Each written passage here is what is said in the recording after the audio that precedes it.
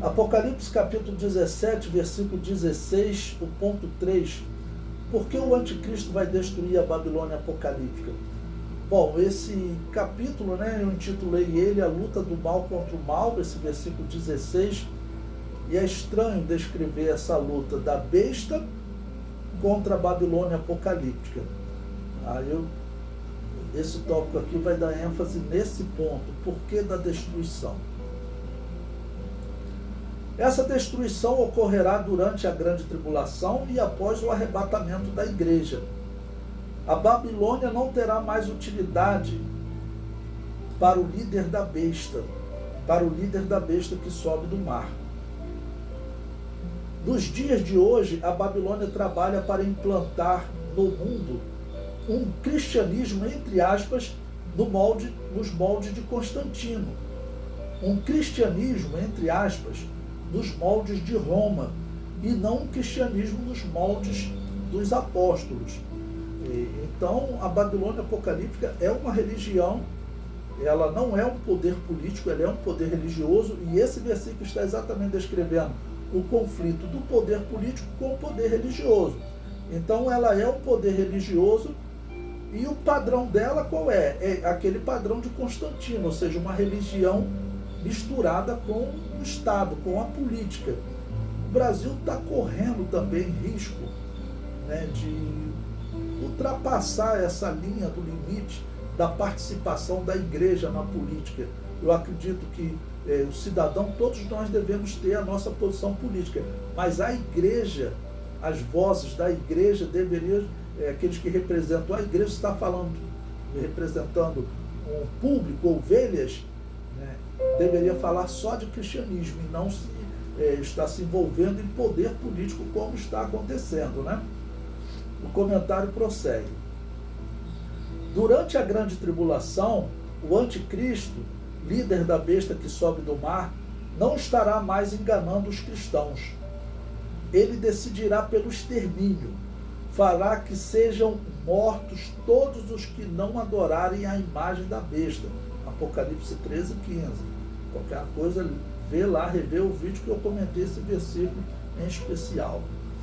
A outra frente de batalha do anticristo será enganar Israel, para que a nação santa permita que ele se assente no trono de Deus, querendo parecer Deus. Bom, a nação, eu acredito que a Igreja Católica não consegue enganar mais Israel, e o anticristo consegue até metade da grande tribulação, ok? Então, nesse momento, a nação de Israel, eu acredito que ela está livre do anticristo. O anticristo está perseguindo ela por ela ter se libertado dele, ok? E como nós vimos em outros tópicos, em Israel está aumentando, e cada vez que, como se aproxima o fim da grande tribulação, aumenta o número de israelitas que creem em Jesus, ok? Então, é o povo que o anticristo quer exterminar com eles. O comentário prossegue. Na primeira metade da grande tribulação, Israel será enganado e o receberá como o príncipe prometido. Mas depois de 3 anos e meio de engano, Israel se livrará dessa marca da besta. O anticristo quer enganar Israel, mas a Babilônia apocalíptica não tem como enganar Israel. Eles sabem tudo que eles sofreram nas mãos da Babilônia. Existem histórias de padres, por exemplo, que convertendo, como eles defendiam a perseguição aos judeus, principalmente na época das cruzadas. Durante as cruzadas, judeus que viviam em Roma, rabinos que viviam na Europa, teve caso do padre cortar dedo da mão e pé por eles não se renderem a Jesus. E toda a defesa que eles fazem na história pedindo a morte dos judeus. Então, eu acredito que os judeus não vão cair mais nesse engano da Babilônia. O comentário prossegue. Hitler, na sua carta ao Papa Pio X, defendeu o extermínio dos judeus, chamando de solução final. Onde Hitler se inspirou para falar de uma solução final? Se inspirou nas tentativas da Igreja Católica de exterminar esse povo, principalmente durante as cruzadas, porque a decisão das cruzadas foi exterminar os judeus que viviam lá em Canaã junto com os muçulmanos e também os judeus que viviam na Europa. A ordem foi matar os judeus que estavam em Jerusalém e os que estavam na Europa.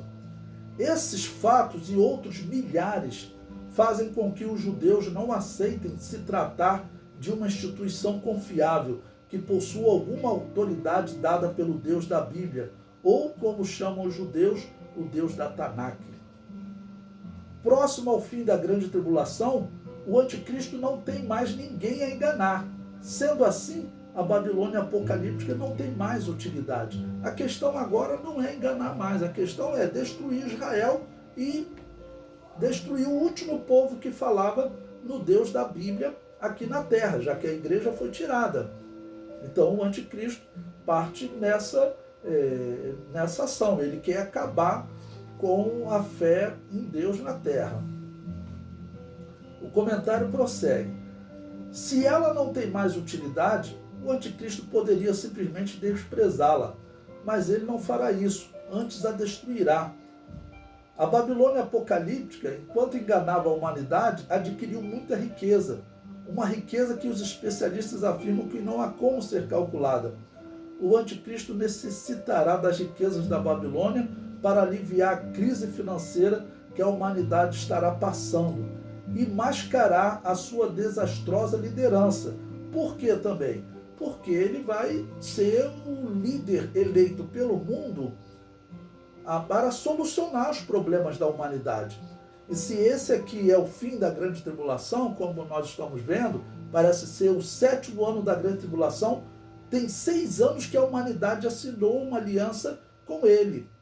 Ele diz que ele faria uma aliança com muitos por uma semana, ou seja, por 7 anos. Se nós estamos no 7º ano, tem 6 anos que o governo do anticristo está correndo. E a liderança dele é desastrosa, porque o mundo está um caos como nunca esteve na história da humanidade. O comentário prossegue. Em segundo lugar, essa riqueza da Babilônia vai financiar a máquina de guerra do anticristo contra Israel. Então, essa é a resposta, a razão pela qual ele vai destruir a Babilônia apocalíptica. Agora, principalmente, vejo fazer com que essa instituição não fale mais o nome de Jesus, porque ainda que ela fale o nome de Jesus e apresenta a Bíblia para a humanidade, ainda com doutrinas pervertidas, de alguma maneira o nome de Jesus é citado, de alguma maneira o Deus da Bíblia é citado, e isso o anticristo não vai querer mais nessa fase final da grande tribulação.